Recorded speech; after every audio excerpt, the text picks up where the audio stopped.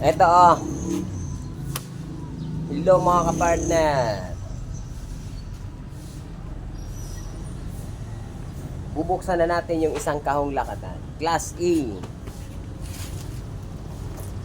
Class A. Ganda oh. Wow!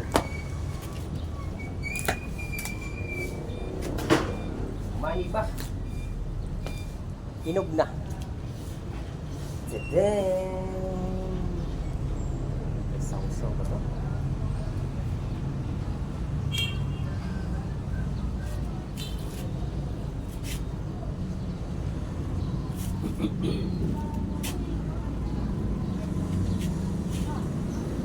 Mahiba.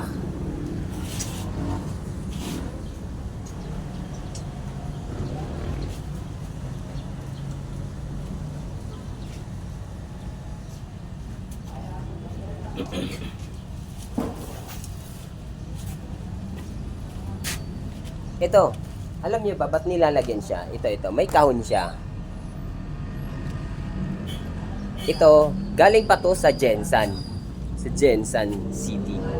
Ito, kahoy, nakabak siya. Ito, latundan. Latundan. Hindi siya nakakahon. Ito kasi explanation ito. Ito, yung bani. Yung puno ng saging.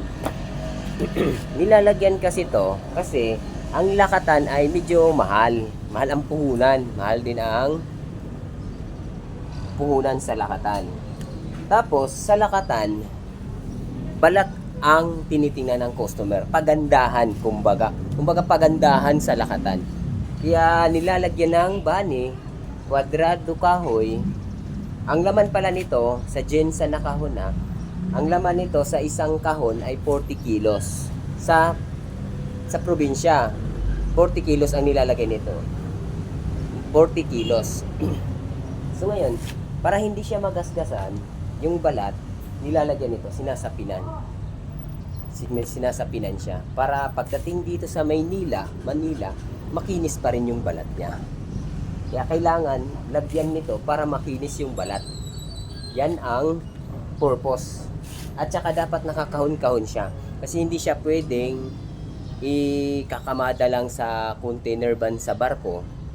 Kasi pag once na nakamadahan ng mataas yan, may possible na magasgasan yung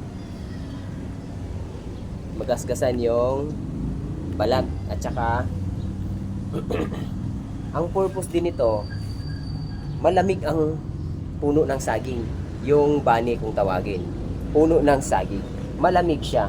So ngayon, hindi siya, maliit ang chance ang mahihinog ang lakatan. Kasi bawal din siyang, hindi din siya pwedeng sa biyahe, sa barko pa lang, hindi siya pwedeng mahinog. Kailangan sariwa siya or hilaw siya darating dito sa Maynila, sa pier.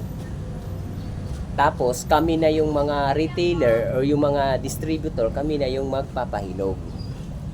Kaya ito din ang purpose ng bani kasi malamig siya. Ito, hawakan nyo. Malamig siya. Kaya tapos may yelo pa yan sa container van. So mas lalong lalamig siya. So maliit ang chance ang mahihinog yung lakatan. Kasi pag once na nahinog sa biyahe yan, lugi na. Mabubulok. Pero ito, nahinog talaga siya.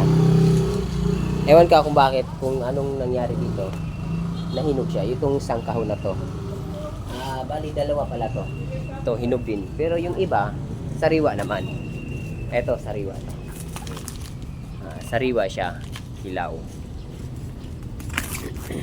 Sariwa. Ito din, sariwa din siya. Ito, sariwa din.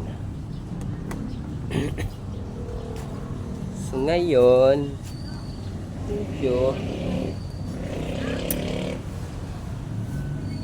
sariwa siya. Yun ang purpose. Ito siguro,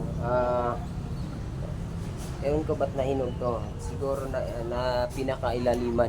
Nailaliman sa container van tapos natagalan sa paglabas. Kaya nakulog. Kulog masyado. Nahinog siya.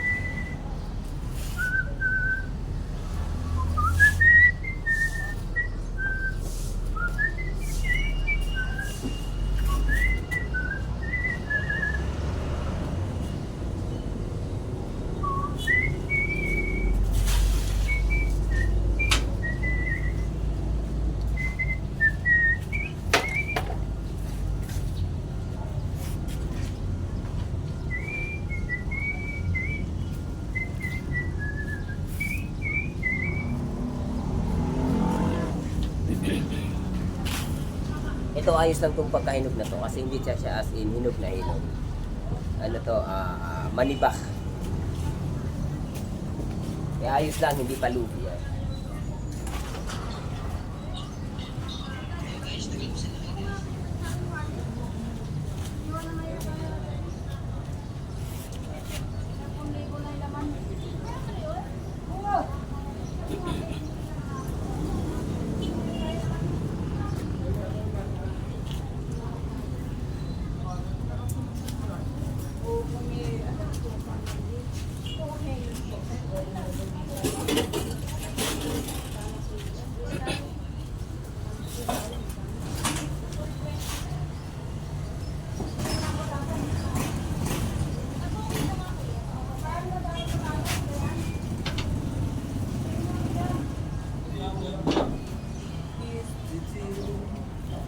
Ito oh, gamit na gamit yung ano natin.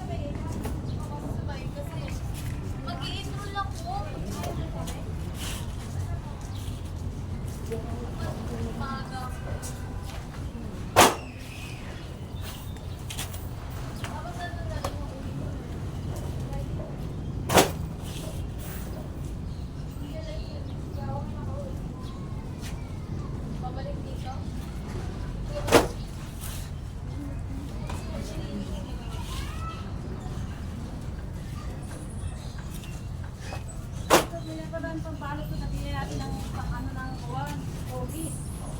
Ogi.